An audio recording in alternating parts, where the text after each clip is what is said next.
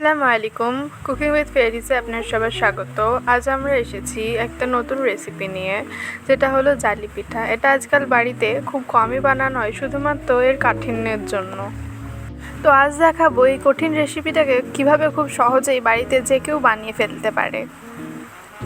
খুবই কম সময় এবং মাত্র 2টি উপকরণ দিয়ে খুবই সহজে আপনারা বাড়িতে বানিয়ে ফেলতে পারবেন এই ট্রিকি রেসিপিটা। বিনা স্কিপ করে এই ভিডিওটা পুরো দেখুন, তাহলে ইনশাআল্লাহ আপনারা নিশ্চয়ই এত সুন্দর একটা রেসিপি বাড়িতে বানিয়ে করতে পারবেন।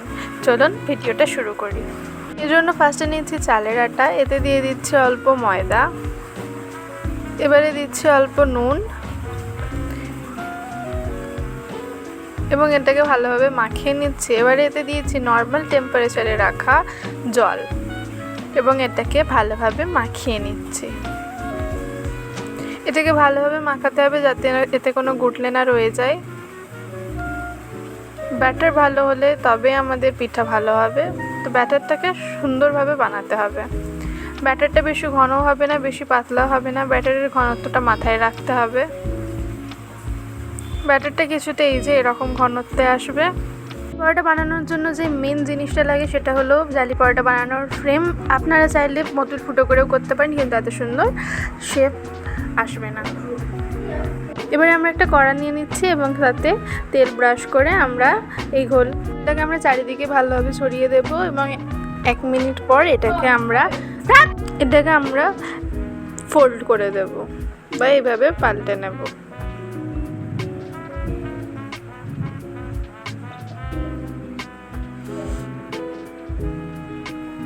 এটা বেশি লাল হলে চলবে না, নর্মাল কালার থাকায় এটাকে আমরা তুলে নেব। আরও একবার দেখিয়ে দিচ্ছি, কড়াইয়ে ফার্স্টে তেল ব্রাশ করে নিচ্ছে এবং এটা দিয়ে আমরা ঘোলটাকে ভালোভাবে শেপ দিয়ে দিচ্ছি জালি পরোটা বানানোর। এইভাবে চারিদিকে আমরা ছড়িয়ে দিচ্ছি। এটা দেওয়ার পর 1 মিনিট কিংবা 2 মিনিট আমরা অপেক্ষা করব এটা টেনে নেওয়ার।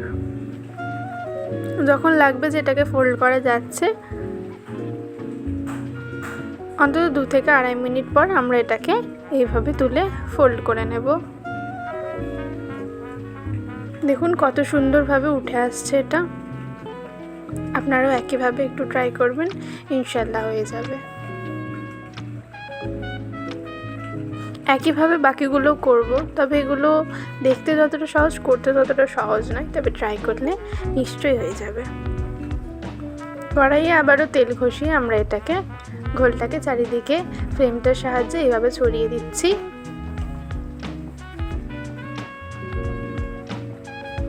ফ্রেমটার সাহায্যে ঘোলটাকে চারিদিকে ছড়িয়ে জালি পরোটার শেপ আমরা নিয়ে নিয়েছি।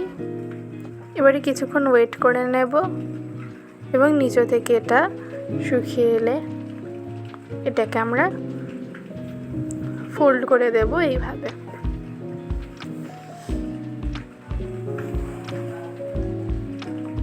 একইভাবে বাকিগুলো বানিয়ে দেব।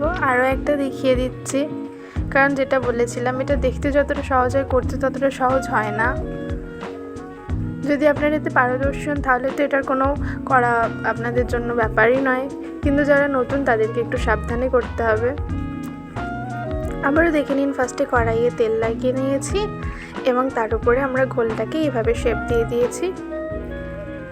চারিদিকে আমরা এটাকে ছড়িয়ে দিয়েছি এবং কিছুক্ষণ অপেক্ষা করার পর এটাকে আমরা পাল্টে দেব।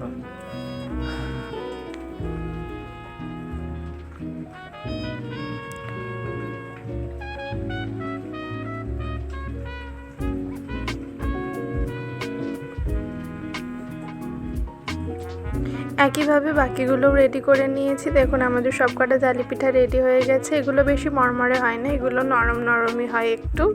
আমাদের সবকটা জালি পিঠা কত সুন্দর হয়েছে এবং কত সুন্দরভাবে উঠে এসেছিলো। এই সুন্দর জালি পিঠা বানানোর জন্য আমাদের রেসিপিটা একটু ফলো করে দেখবেন। আমাদের রেসিপি ভালো লাগলে আমাদের লাইক সাবস্ক্রাইব করবেন এবং কমেন্টে জানাবেন যে আমরা কীরকম বানিয়েছি এবং আপনারা কীরকম বানিয়েছিলেন।